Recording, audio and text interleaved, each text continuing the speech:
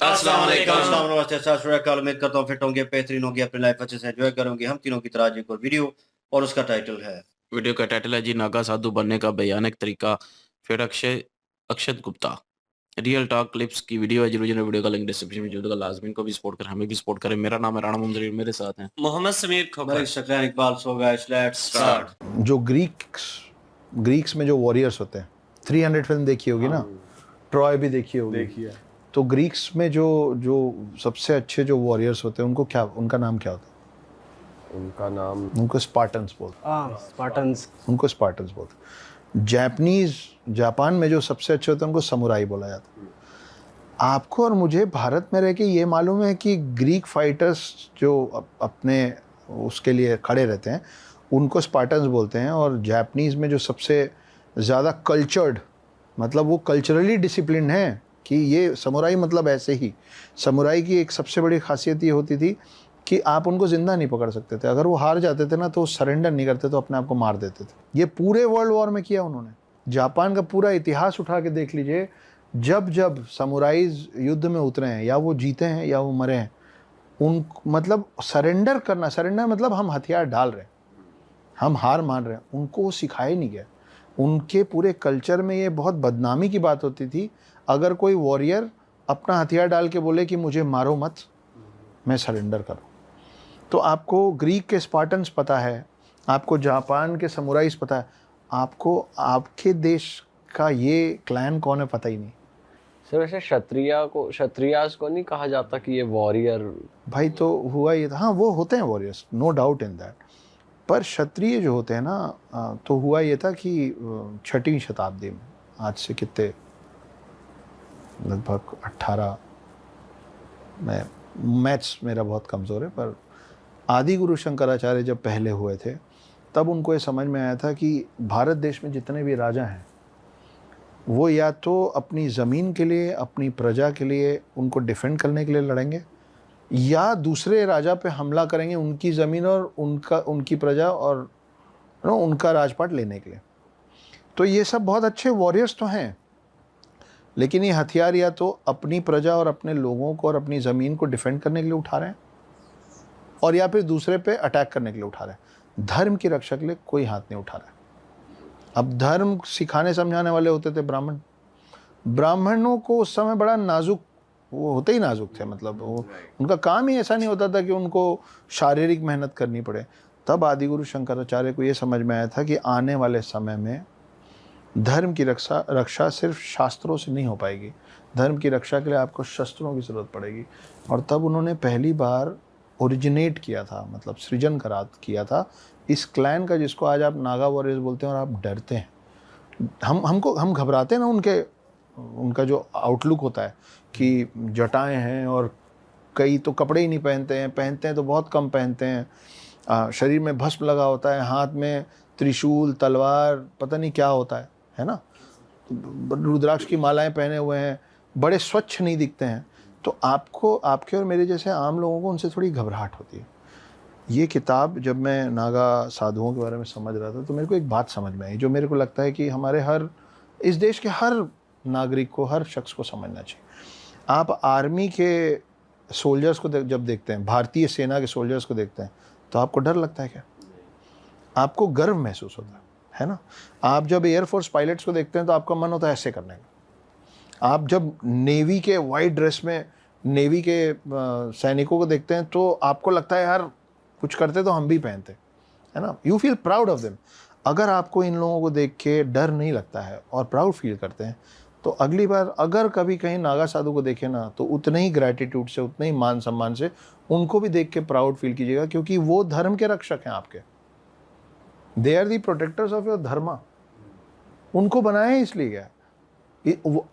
आप उनके बारे में इसलिए कम जानते हैं क्योंकि वो चाहते नहीं है कि आप उनके बारे में ज़्यादा जानें। अलग अलग पहाड़ों में पड़े रहते हैं, कुंभ के समय आते हैं, कुंभ के समय में आके जो इतने हजारों में दिखते हैं ना, ये इसी चीज़ का प्रदर्शन है कि देखो भाई, हम बैठे हैं। जैसे आपके सैनिक आपके सरहदों की रक्षा कर रहे हैं, आपका नागा साधु आपके धर्म की रक्षा कर रहा है। उनका कुछ नहीं है सिवाय इसके कि हम शिव के दास हैं और सनातन हिंदू धर्म को बचाना हमारी उनका पूरा, हाँ उनकी ड्यूटी है, पर हम घबराते हैं क्योंकि हमको कम पता है। सर उनके थोड़े रूल्स और रेगुलेशंस की बात कर सकते हैं हम कि उनको कैसे ट्रेन किया गया, उनका क्या धर्म है, उनकी क्या ड्यूटीज है, क्या प्रैक्टिसेस रही? अगर मान लीजिए कि शुभम बोलता है आज कि मैं नागा साधु बनूंगा, तो शुभम को सबसे पहले किसी मठ को ढूंढना पड़ेगा। मठ मतलब अलग अलग मठों में डिवाइडेड है ये, है ना, सबकी थोड़ी थोड़ी पद्धतियाँ अलग हैं। हर मठ में नागा साधु मतलब नग्न नहीं होता है ना, कहीं कहीं पे अलग कुछ चीज़ें अलाउड हैं। नागा साध्वी भी होती हैं, है ना, तो उन नागा साध्वियों को और कई जगह पे नागा साधुओं को भी भगवा एक कपड़ा ओढ़ना अलाउड है, लेकिन वो कपड़ा में सिलाई नहीं होनी चाहिए, सिंगल पीस क्लॉथ होना चाहिए, ठीक है। तो और वो कोई और रंग नहीं पहन सकते, वो गद्दे पे बैठना या गद्दे पे सोना नहीं कर सकते, उनको ज़मीन पे ही सोना है।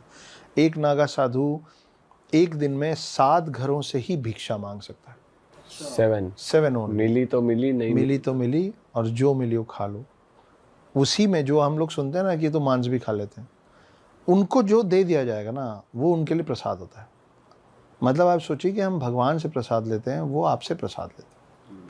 बट सर अगर उनको मांस मट्टी मिलती है किसी घर से, तो अपने सनातन धर्म में तो ये चीज़ है नहीं कि मांस मट्टी खाया जाए। भाई पहली बात तो ऐसा किसी भी धर्म में नहीं लिखा हुआ है कि मांस मच्छी खाओ, ये कोई रूल नहीं है। लेकिन ये भी सच है कि आज भी आपके और मेरे कनाइन टीथ हैं, ये वाला दांत थोड़ा सा, क्योंकि हम लोग शुरू से जब हम कल्टीवेशन नहीं सीखे थे, मैं बात कर रहा हूँ बलराम, जो कृष्ण के भाई बलराम थे, उनके पहले के जो अवतार रहे, है ना, तो नरसिम्हा अवतार डिपिक्शन है इस बात का कि आदमी पहले मांसाहारी था, इसीलिए शेर का चेहरा है।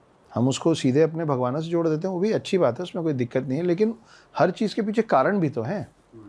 तो कारण ये है कि भाई सबसे पहले जो बोर फेस है, ये मैं शायद पहले भी बताया हूँ शॉर्ट में, बोर फेस जो वराह अवतार है कांतारा वाला, वो पहला जानवर था जो पूर्ण रूप में ज़मीनी जानवर था।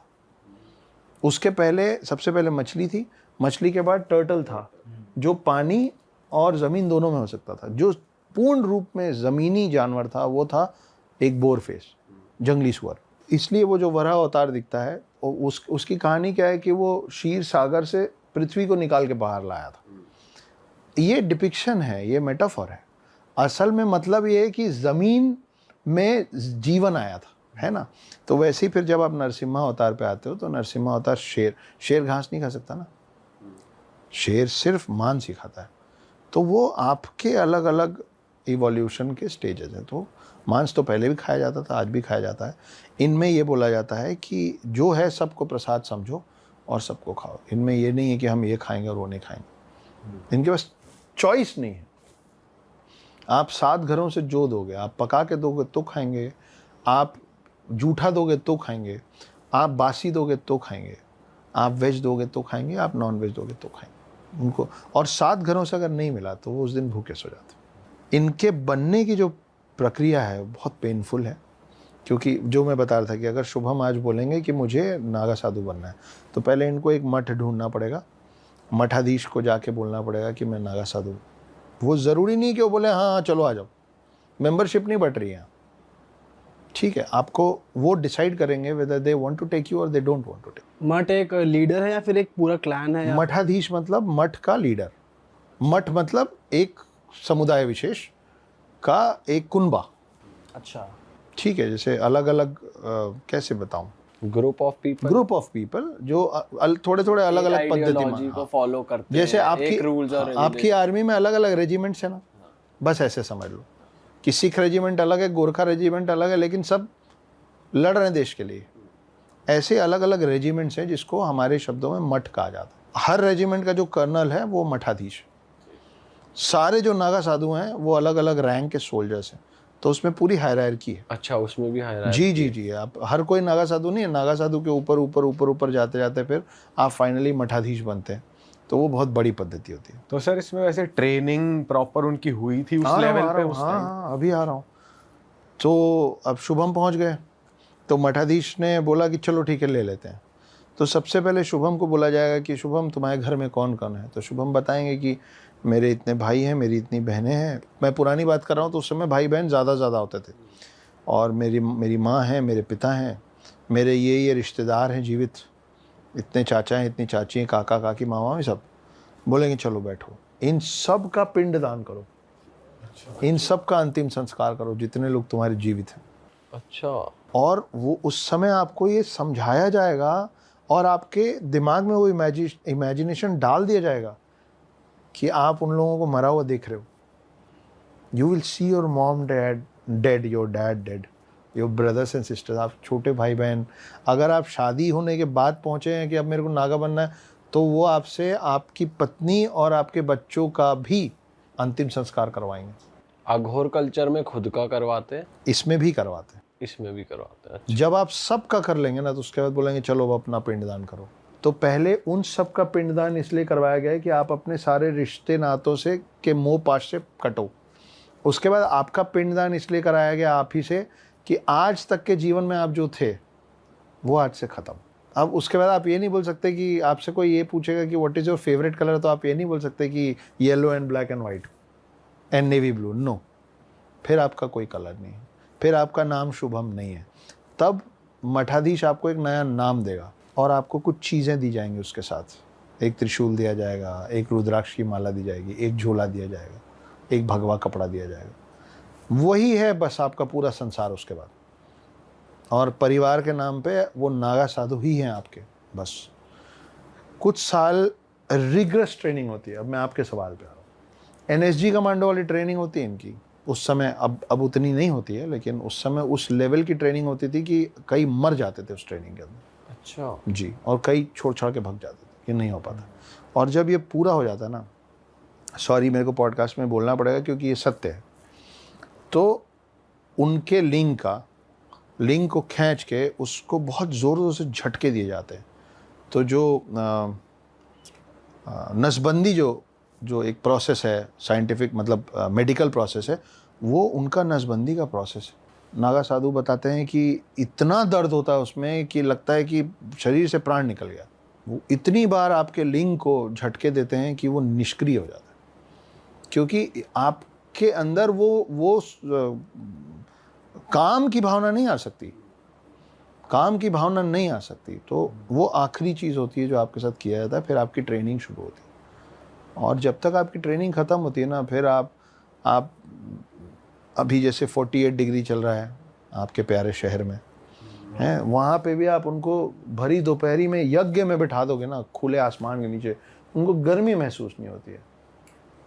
उनको आप बर्फ़ में भेज दो, वो ज़्यादातर बर्फ़ में ही रहते हैं, क्योंकि नागा साधु और अघोरी लोग जो जिस लेवल पे तप करते हैं, मतलब तपस्या करते हैं, मेडिटेशन करते हैं, जब आप मेडिटेशन करते हो, कहीं भी फोकस करते हो, तो आपके बॉडी में बहुत ज़्यादा एनर्जी का प्रवाह होता है। एनर्जी की तासीर हमेशा गर्म होती है, इसलिए ये लोग ठंडी जगह पे पाए जाते हैं। और इसीलिए इतनी ठंडी जगह पे भी बिना कपड़े के होते हैं, क्योंकि इनके शरीर में बहुत ज़्यादा गर्मी रहती है। वही गर्मी इनके स्वभाव में दिखती है। जब आपका ब्लड प्रेशर हाई रहता है तो आपको बात बात पे गुस्सा आता है ना। ज़्यादातर लोग जो ब्लड प्रेशर की दवाई खाते हैं उनके साथ प्रॉब्लम है कि छोटी सी बात में अचानक भड़क जाते हैं, फिर बाद में माफ़ी भी मांग लेते हैं, लेकिन उस समय उनके कंट्रोल में ही नहीं रहता है, क्योंकि उनका बीपी हाई रहता है। बीपी, मैं उदाहरण दे रहा हूँ, अब ये ना बोला जाए या सोच लिया जाए कि हर नागा साधु का बीपी हाई रहता है, ऐसा नहीं है। उनके अंदर मतलब धारा का प्रवाह इतना है, उनका एनर्जी लेवल इतना है कि कई बार वो एनर्जी लेवल को जब वो कंटेन नहीं कर पाते हैं तो वो कभी बड़ी आंखों से निकलता है, कभी ज़बान से निकलता है, कभी दूसरे तरीक़ों से निकलता है। इसीलिए हम उनसे थोड़ा घबराते हैं। तो ये होते हैं नागा साधु। और हम लोग इतना कुछ हमने बहुत सुने ना कि भाई अंग्रेज़ों से इतने वॉर्स हुए हमारे, मुग़लों से इतने वॉर्स हुए हमारे। कुछ सबसे चुनिंदा और सबसे पहले वॉर्स जो हुए हैं आपके धर्म की रक्षा के लिए, वो नागा साधुओं ने किया था, और उसी पे है ये किताब। ओके, तो सर मैं जानना चाहूँगा कि आपका इसकी रिसर्च करने के लिए इंटरेक्शन हुआ कुछ नागा साधु से? एक दो लोगों से बात हुई, एक आध मठ के, मतलब मठाधीश तो नहीं बोल सकता, पर मठ के अंदर कुछ लोग हैं। पहुंचना उन तक थोड़ा मुश्किल होता है। वो लोग इंटरेक्टिव ज़्यादा नहीं होते हैं, वो नहीं चाहते हैं कि आप, उनको कोई चाव ही नहीं है ना। वो नहीं चाहते कि पॉडकास्ट में उनके बारे में बात हो, तो वो बताना भी नहीं चाहते हैं कि हाँ ठीक है जितना पता है। अगर आप उनके सामने गलत बोल रहे हैं, हमने सुना है आप ऐसे करते हैं, बोले ऐसा सुना है, सही सुना है। उनको परवाह ही नहीं कि आप उनके बारे में क्या सोचते हो, वो उनका बेस्ट डील है कि जो तुमको सोचना है सोचो, हमको मालूम है हम क्यों हैं, हमको मालूम है हमको क्या करना। तो ये बहुत बड़ा शक्ति प्रदर्शन होता है जो कुंभ का मेला होता है। वो इसलिए नहीं होता है क्योंकि नागा साधुओं को आके वहाँ अमृत चखना होता है, वो इसलिए होता है ताकि आपके मेरे नॉर्मल लोगों को पता रहे कि हमारे धर्म की रक्षा के लिए सेना है। वो आके इट इज़ लाइक 26 जनवरी को परेड होता है ना, वो शक्ति प्रदर्शन है ना, देश का शक्ति प्रदर्शन है for all the other countries कि देखो बॉस हमसे मत, नहीं तो हमारे पास ये है। वो कुंभ के मेले में नागा साधुओं का जत्था जो जमा होता है सारे मठ के, वो इस बात का शक्ति प्रदर्शन है। और ये आप लोगों को रात को जब पुराने लोग सुनते थे ना, जागते रहो तो आराम से सो जाते थे, उनको मालूम होता था कोई है जो आज आप आराम से सो जाता है, वो मालूम है पुलिस है। करेक्ट, ये वही कर रहे हैं कि हर 4 साल में या आपको रास्ते पे थोड़ी ना दिख रहे हैं, दिल्ली के या मुंबई के घूमते नहीं दिख रहे ना, तो कहाँ से हजारों लाखों की तादाद में वो आते हैं, सिर्फ ये बताने आते हैं कि हम हैं। सर अगर इनको कंपेयर करा जाए स्पार्टन से या फिर समुराय से, तो कौन ज़्यादा अगर हो जाए लड़ाई तो कौन ज़्यादा पावरफुल है? जैसे आपने बात भी करी है और पुराने उसमें पढ़ा भी है, तो क्या है, कौन जीत पाएगा? ऐसा कुछ है कंपैरिजन, हम कुछ कर सकते हैं? भाई ये कंपैरिजन इसलिए नहीं कर सकते हैं क्योंकि ये सब लोग लगभग एक ही तरीके से पले बड़े हैं। इन सब को जो ट्रेनिंग हुई है, सब लोग मार्शल आर्ट्स नहीं सीखे भाई। जापान की अपनी पद्धति होगी, स्पार्टन्स की अपनी होगी, उनके अलग हथियार हैं। वो छोटा वाला तलवार लेके चलते हैं, ऐसा वाला जो खड़क जैसा दिखता है ना। हम त्रिशूल लेके चलते हैं, है ना। तो ये क्योंकि मतलब ये बड़ा, अब मैं हिंदू हूँ, मैं भारतीय हूँ, तो मैं तो चाहूँगा और मैं बोल दूंगा कि जीतेंगे तो नागा साधु, लेकिन जो चीज़ हुई नहीं है उस पर सबके अंदर यही भावना है कि कोई अपने वाले को छोटा दिखाएगा, नहीं बोलेगा यही जीतेंगे, नहीं। पर कितनी सुंदर बात है ना कि हम ये भी नहीं चाहते कि कोई और छोटा दिख जाए। हम चाहते हैं कि हम जहाँ हैं तुम भी वहीं रहो, बराबरी से चलो। हम तुमको इन्वेट नहीं करेंगे, तुम हमको इन्वेट मत करो। तो क्यों ही लड़वाना है समुराई, अब तो जापान और भारत की बड़ी अच्छी दोस्ती है। सर वैसे जो लोग इतनी तपस्या करते हैं, जैसे आपने बोला कि ये लोग तपस्या करते हैं और माउंटेन्स में भी, और इनको गर्मी सर्दी का एहसास नहीं होता। हम लोग ने जितना सुना या जाना कि जो लोग इतना ज़्यादा तपस्या करते हैं वो इस ह्यूमन रेस से बाहर निकलना चाहते हैं, रीबर्थ नहीं चाहिए। तो इनका भी कुछ ऐसा ही पर्पस होता है क्या? हाँ, मतलब मोक्ष की प्राप्ति तो यार हम सभी लोग चाह रहे हैं। हम जो आम लोग हैं, हम लोग एक गड़बड़ करते रहते हैं लगातार। ये मैंने पहले भी, अभी थोड़े दिन पहले ही मेरे को खुद इस बात की समझ आई है। हम लोग चाहते हैं कि यार बहुत ख़राब दुनिया है, अगली बार तो ना आना पड़े। जैसे जैसे आप लोग यंग हैं, अभी आप लोग को यूरोप घूमने का मन है, घूमिए, लेकिन एक उम्र आएगी जब आप लोगों को लगेगा कि भाई, मतलब आप मजाक में ही सही लेकिन दिल की बात ऐसे बोलोगे कि हे भगवान ये आखिरी कर लीजिए, है ना, आपस में अपन सेटलमेंट कर लेते हैं। वापस में हम बात तो करते हैं, लेकिन फिर जब एक दूसरे को देखते हैं ना, फिर हम कहते हैं नहीं यार फिर से आएंगे, मौज करेंगे। ये आपका सोल नहीं बोल रहा, ये आपके इस बॉडी का एज बोल रहा है। प्रोबब्ली आपका यही सोल इसी बॉडी में एक एज में आने के बाद बोलेगा कि अब हो गया। अब इतना जो 40-50 साल की उम्र पहुंचते पहुंचते जितनी तकलीफ पा चुके हैं ना, शरीर में, मतलब एक्चुअली आत्मा में उस समय ऐसा लगता है कि इतनी हिम्मत नहीं है कि इतना कुछ फिर झेल पाए। तो लगता है कि बस, तो मोक्ष तो सब चाहते हैं, लेकिन हम लोग जो आम लोग हैं, आप और मैं, हालांकि अगर आप अपने धर्म की, और ये मैं बहुत सोच समझ के जिम्मेदारी से बोल रहा हूँ, कि अगर आप अपनी धर्म की रक्षा के लिए खड़े होने को तैयार हैं, अगर कहीं आपके धर्म के विरुद्ध कुछ बात हो रही है और आप इस बात पे नहीं सोच रहे हो कि यार सामने कितने, आप बोलो बॉस ये मत बोलना, मेरे से बात करो, मेरे भगवानों पे कुछ नहीं बोलना, अगर आप ये करने को तैयार हैं तो आप में भी नागा वॉरियर है। कि हर वो शख्स, भाई ज़रूरी थोड़ी ना कि आर्मी वाला ही लड़ेगा, आर्मी के साथ सिविलियंस भी तो देते हैं। तो अगर आप एज अ सिविलियन अपने धर्म की रक्षा के लिए खड़े होने को तैयार हैं तो आप में भी नागा साधु, नागा वॉरियर है। पर सर अगर जैसे कोई जैसे हम इसी की बात कर रहे हैं कि मोक्ष प्राप्त कर लें और ये कर लें, तो उसमें भी फिर अगर वो आप अटेन करना चाह रहे हो तो वॉर और गुस्सा और किसी चीज़ के लिए लड़ना, वो चीज़ भी पीछे नहीं छूट जाती उसमें? नहीं छूट सकती ना भाई, वही वो मेरी वजह से विषयांतर हो गया। हम चाहते हैं मोक्ष की प्राप्ति, है ना, हम मतलब ज़्यादातर लोग मोक्ष की प्राप्ति के लिए आपको सारे बंधनों से मुक्त होना पड़ेगा। लेकिन हम लोग क्या करते हैं, हम एक कुत्ता खरीद के लाते हैं, वो हमारे साथ 8-10 साल बेचारा रहता है, हम उसको बहुत बहुत प्यार करते हैं, सोफे पे बिठाते हैं, ऐसे ऐसे करते हैं, 4 टाइम खाना, बहुत बहुत लगाव हो जाता। फिर कुत्ते की उम्र तो 8-10 साल ही होती है ना, कुत्ता मर जाता है। जब वो कुत्ता आपका साथ छोड़ के चला गया है तो आपके मोह पाश का एक सर्कल कंप्लीट हो गया ना, क्लोज हो गया। मतलब अब आप एक सोल से कम जुड़े हुए हो। माता पिता भाई बहन दोस्त यार के अलावा आपने एक और वो बनाया था, एक और मोह था आपका जो खत्म हो गया। तो आपको खुश होना चाहिए, आप उसके जाने का दुख मना लो, लेकिन उसके बाद आपको खुश होना चाहिए, चलो भैया 20 सर्कल काटने थे, एक खत्म हो गया। हम क्या करते हैं, हम एक और नया कुत्ता ले आते हैं, फिर हम अपना सर्कल फिर बनाते हैं, एक और चक्रव्यूह अपना। जब हम मरते होते हैं ना, ये जितना आपने सुना होगा ना कि एक नॉर्मल इंसान का जीवन ये होता है यार कि बस 10th में इतना मार्क्स आ जाए, साइंस लेना चाहता हूँ मिल जाए, है ना, ये भी मोह ही है। 12th में इतना मार्क्स आ जाए, फलाना कॉलेज मिल जाए, ग्रेजुएशन में इतना आ जाए, पोस्ट ग्रेजुएशन हो जाए, पोस्ट ग्रेजुएशन में इतना आ जाए, एक अच्छी कंपनी में या अपना बिजनेस अपन सेटअप कर लें, जो खुद का एक स्टार्टअप चालू करें जो मस्त चल जाए, है ना, महीने का इतना पैसा आ जाए। महीने का इतना। कभी कभार कोई ऐसी किताब ले दूं इतनी बिक जाना मजा आ जाए। ये तो तुम लोग मेरी बात कर रहे हो। नहीं, लेकिन भगवान कसम सच बोल रहा हूँ, मैं जब ये किताब लिखा था, मैंने पहले भी बोला है, मैं तो अपने बेटे के लिए लिखा था यार, वो लोगों को पसंद आ गया। नहीं सब कुछ तो नेचुरली ऑर्गेनिकली हुआ आपके साथ, ये तो बस मजाक वाली बात है। मैं आप लोग विश्वास मानोगे, मैं आज तक कोई बाउंसर, कोई बॉडी गार्ड नहीं लेके चलता हूँ। मेरे पास एक भी कार नहीं है, मैंने आज तक घर नहीं खरीदा है। पहले थे, लेकिन 2014 में जो भी हुआ मेरे जीवन में, आज आई कैन अफोर्ड एवरीथिंग, मैं कुछ नहीं खरीदता।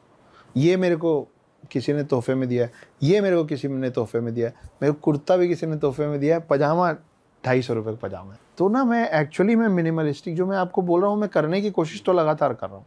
अब तुम लोग से मोह बन गया, उसके लिए मेरी गलती नहीं है, वो तो तुम्हारी गलती।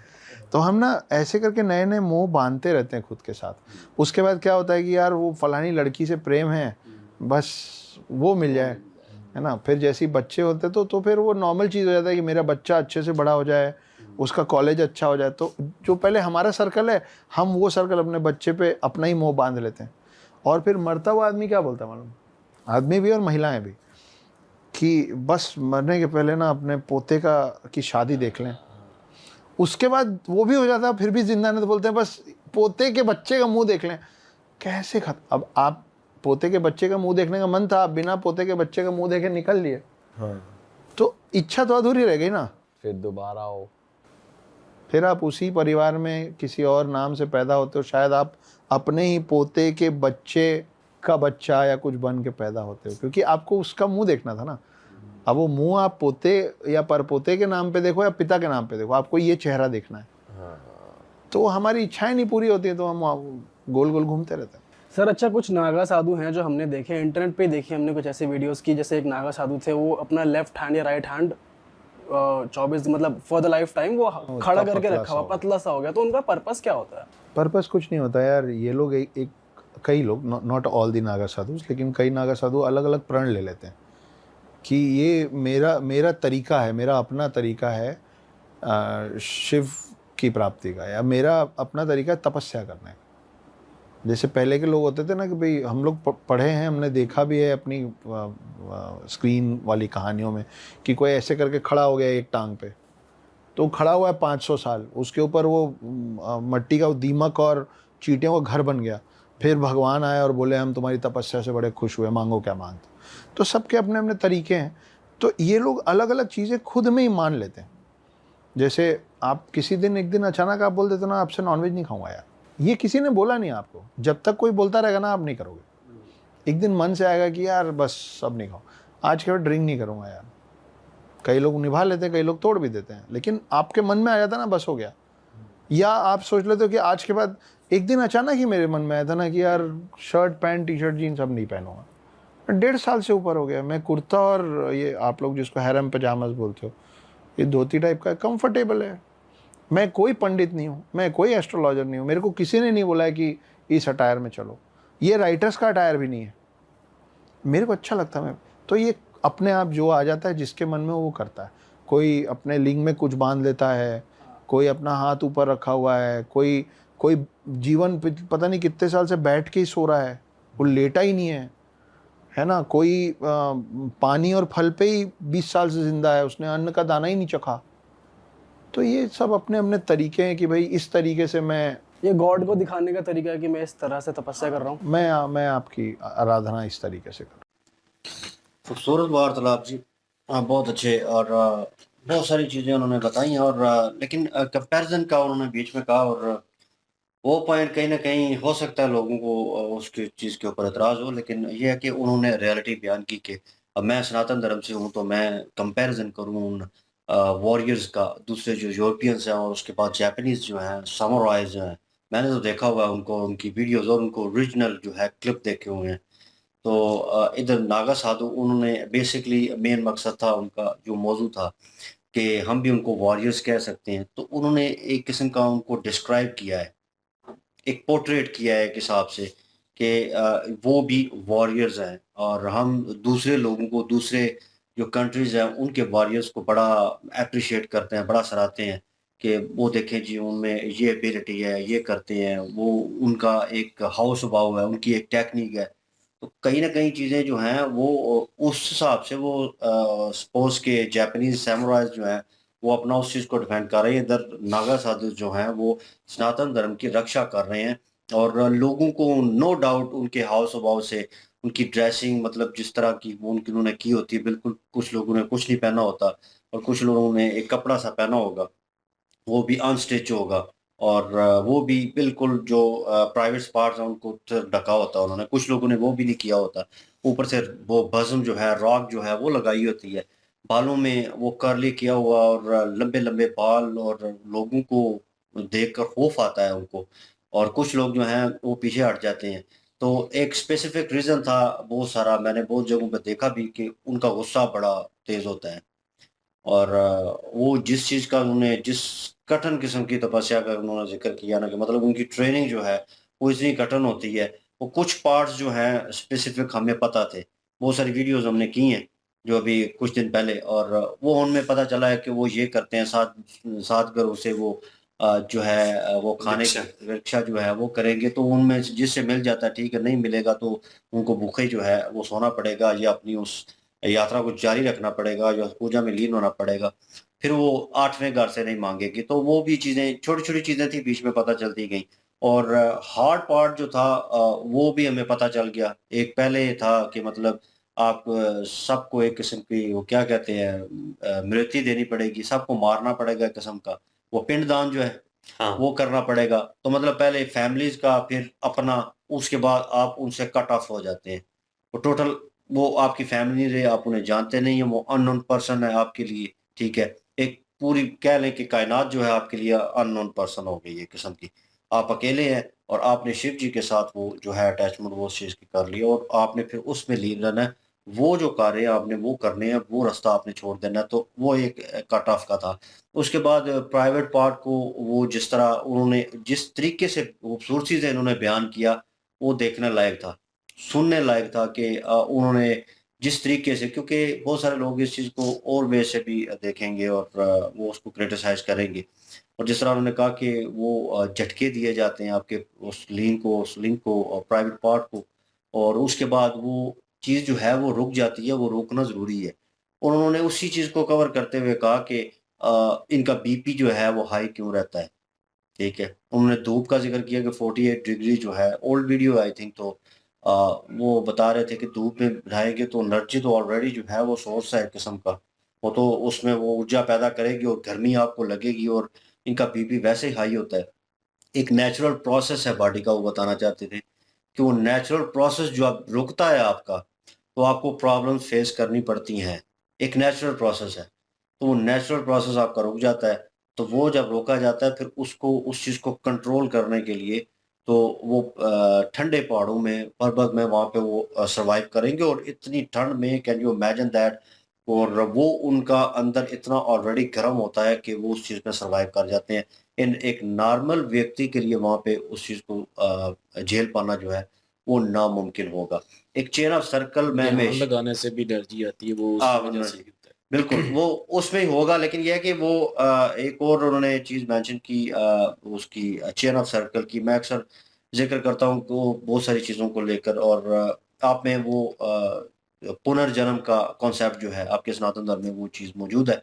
और वो जो है कहीं न कहीं हमारे में है कि हमने ये मृत्यु होनी है और उसके बाद अगली जो है वो और जो नेक्स्ट लाइफ़ आपकी नहीं आएगी, नेक्स्ट नेक्स्ट लाइफ़ जो ऊपर होगी आपकी, आप ज़मीन पे नहीं आएँगे। लेकिन सनातन धर्म में ये कॉन्सेप्ट जो है, ये सर्कल जो है वो चलता रहेगा। और उन्होंने बड़ी एक अच्छी बात की कि हम चीज़ों के पीछे जो है ख्वाहिशात के पीछे कहीं न कहीं भागते हैं और हमें लगता है कि ये मेरा मुकम्मल हो जाए, तो उसके बाद एंड है। ये मेरा मुकम्मल हो जाए तो इसके बाद एंड है। और कहीं न कहीं करते-करते वो आखिर में जो उसकी आखिरी ख्वाहिश होती है या कुछ रह जाता है, तो वो उस दुनिया से चला जाता है और एट द एंड फिर वो ही बन के आता है उसी चेहरे के रूप में, जो वो करना चाहता था, जो रह गया था, उसके लिए उसको दोबारा दुनिया में जो है भेजा जाता है। तो एक चेन ऑफ सर्कल चल रहा होता है, जो 40 और 45 ईयर की वो जो उन्होंने एक यात्रा बताई ना कि ज़िंदगी में एक करने के बाद ना एक अंदर से ना आवाज़ आती है। मैं 40 साल का हूँ, सेम ऐज का हूँ, लेकिन वो फ़ील आती है अंदर से। वो चीज़ों को वैसे एन्जॉय करना या कुछ वो अलग चीज़ है। लेकिन जब आपके ऊपर वो सारी परेशानियाँ, अब मेरी मदर की डेथ जो है 2014 में हुई। तो मतलब उसके बाद वो अब मैं वो चीज़ दोबारा नहीं झेलना चाहता। मेरे अंदर वो फ़ीलिंग है कि मतलब मैं उसको दोबारा अगर कहूँ कि फिर वो मौका आए, फिर मुझे दोबारा वो ज़िंदगी मिले और फिर स्टार्ट करूँ, फिर बीच में मुझे वो झेलना पड़े कि मेरी वालदा जब इस दुनिया से गई, तो मैं वो झेलना नहीं चाहता, सीरियसली। वो फीलिंग जो है वो फ़ील करके एक बार ना जिस्म काँपता है कि फिर वो फ़ील उस झटके को, उस चीज़ को, सदमे को किस तरह मैंने जो है वो हैंडल किया, बर्दाश्त किया, वो मुझे पता है। तो मैं उसको दोबारा नहीं झेलना चाहता। कुछ लोग जो हैं वो 40 के बाद, 45 के बाद उन्होंने बिल्कुल ठीक बोला तजर्बे के हिसाब से कि वो उस चीज़ को दोबारा वो कहते हैं कि बस यार, हम जैसे कहते हैं उदास है, बस यही है तो ख़त्म है इसके बाद। और आप में वो कह रहे थे कि भगवान बस अब इसके बाद और जन्म नहीं चाहिए, मतलब और नहीं झेल सकता, सहन शक्ति नहीं है और इसके अलावा, और ख़त्म हो जानी चाहिए ये कहानी, यहीं पे एंड हो जानी चाहिए। यहाँ पे मेरी मृत्यु हो, उसके बाद दोबारा जन्म ना हो। कुछ लोग इस तरह से उस चीज़ को जो है वो फ़ील करते हैं।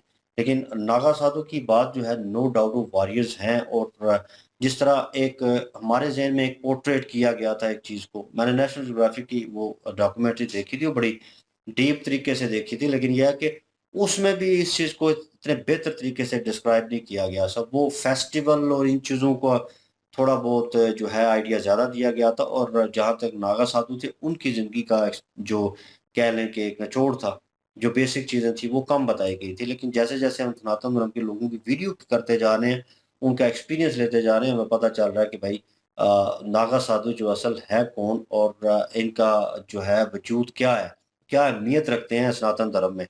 तो बहुत सारी चीज़ें ओपन हो रही हैं और बहुत अच्छी मैं कहूँ कि इनकी वीडियो थी और डिटेल भी थी, और नो डाउट बड़े अच्छे तरीके से ये चीज़ों को जो है बता रहे थे। और एक लाइफ़स्टाइल का उन्होंने ज़िक्र किया, और वो शलवार कमीज़ का और वो पहनावे का और उस चीज़ का। तो मेरे ख़्याल में जिसमें बंदा कम्फ़र्ट में होता है, मतलब उसी चीज़ को चूज़ करता है और उसी चीज़ में रहना चाहता है। और बाय फ़ोर्स, जैसे मैंने स्मोकिंग जो है क्विट कर दी, ख़त्म कर दी। कुछ लोग जो हैं उसमें रह लेते हैं कि ठीक है, ओके है, इसको छोड़ देंगे यार, इस आदत ही है ना, आदत को छोड़ देते हैं। कुछ लोग जो हैं छोड़ के दोबारा अपना लेते हैं, ठीक है? और कम्फ़र्ट ज़ोन आपको होना चाहिए। सनातन धर्म में वो लोग जो साधुज़ हैं, उनका कम्फ़र्ट ज़ोन जो है, वो इस चीज़ में है कि वो उस चीज़ में लीन रहना चाहते हैं, दुनिया से कट ऑफ होना चाहते हैं, और शिव जी की वो जो है वो पूजा करना चाहते हैं, उसमें लीन है। तो उन्हें उसमें मज़ा आता है। और लोग कुछ देखकर लोग घबराते हैं कि इन्होंने सब कुछ छोड़ दिया और सब कुछ एक किस्म का दाँव पे लगा दिया, लेकिन नहीं, उन्होंने सब कुछ हासिल कर लिया, वो उनको ही पता है। तो बहरहाल वीडियो ज़बरदस्त थी और डिटेलिंग वीडियो थी और मज़ा भी आया जी, इन्फॉर्मेशन भी मिली। बिल्कुल जी, इन्होंने जो बातें की हैं वो बड़ी मज़े की बातें की हैं। इन्होंने कहा है कि ऐसा नहीं है कि जंगजू जो हैं वो हिंदुस्तान में नहीं हैं, वॉरियर्स जो हैं वो बड़े-बड़े आए हैं। बड़े-बड़े क्षत्रिय धर्म से ताल्लुक़ रखने वाले राजा महाराजा जो हैं, उनके युद्ध के बड़े-बड़े इतिहास हैं। लेकिन उनके युद्ध को अगर देखा जाए तो या तो वो प्रजा के लिए युद्ध उन्होंने किया, या अपनी ज़मीन बचाने के लिए युद्ध किया, या फिर किसी दूसरे के ऊपर अटैक किया ज़मीन लेने के लिए। तो ये चीजें तो होती रही हैं, पहले भी होती रही हैं। तो ये नहीं है कि योद्धा नहीं थे, लेकिन ये जो साधु लोग हैं ना, इनका एक अलग इतिहास है। ना तो इन्होंने प्रजा के लिए युद्ध लड़ना होता है, ना इन्होंने किसी जमीन के लिए युद्ध लड़ना होता है। इन्होंने जब भी युद्ध लड़ना होता है वो सनातन धर्म की रक्षा के लिए युद्ध लड़ना होता है। जब भी सनातन धर्म के ऊपर कोई संकट आता है तो ये हमेशा से तैयार रहते हैं। और इनकी स्पेशल ये ट्रेनिंग भी होती है जंग करने वाली, बकायदा इनको ये शिक्षा दी जाती है, सिखाया जाता है कि अगर कोई इस तरह की स्थिति आती है तो आपने उसको किस तरह से हैंडल करना है। ये सारी चीजें इन्हें पता होती हैं। और दूसरी चीज इन्होंने बताई है कि इनकी जो अंदर एक ताकत होती है, एक शक्ति होती है, उसके ऊपर इनको कंट्रोल करने के लिए अपने आप को कठोर तपस्या में से गुजारना पड़ता है। क्योंकि जब गुस्सा होता है, क्रोधित होता है बंदा, एक चीज में वो कह लें कि उसे गर्मी ज्यादा लग रही है या उसे कुछ भी हो रहा है या उसका बीपी हाई कर रहा है और वो अपने क्रोध को कंट्रोल नहीं कर पा रहा। तो ये लोग अपने क्रोध को कंट्रोल करने के लिए या तो बहुत ज्यादा ठंडी जगह पर तपस्या करते हैं या बहुत ही गर्म जगह पर तपस्या करते हैं। मतलब ये कि ये अपने जिस्म के साथ लड़ाई इनकी होती है। जो इनका शरीर होता है, जो इनके जज्बात, एहसासात होती है ना, उसके साथ ये फाइट कर रहे होते हैं।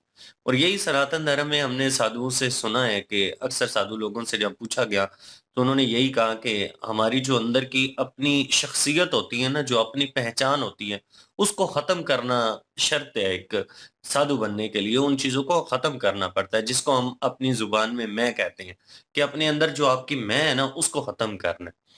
और उसके बाद अगर साधु लोगों में देखा जाए तो ये लोग जिस तरह से अलग दुनिया है कि इनकी बिल्कुल अपना इन्होंने अंतिम संस्कार किया होता है, उसके बाद अपने परिवार का किया होता है। संसार से जितनी भी जुड़ी हुई चीजें हैं ना, उनसे इनका कुछ लेना देना नहीं है। क्योंकि मैं खूबसूरत दिखूं, मैं कैसा लग रहा हूं, मैं लोग मुझे देखकर क्या कहेंगे, ये इन सब चीजों से मुक्त हो जाते हैं। इसलिए इन चीजों से इन्हें कोई फर्क नहीं पड़ता। बिल्कुल जी। और नागा साधु बनना कोई आसान नहीं है। उन्होंने जितना बताया है ना, पूरी डिटेल से बताया है। जो भी आज तक वीडियो देखी है, हमने यही सुना है कि कठिन तपस्या होती है, लेकिन ये नहीं पता था कि कैसी तपस्या होती है, क्या करना पड़ता है।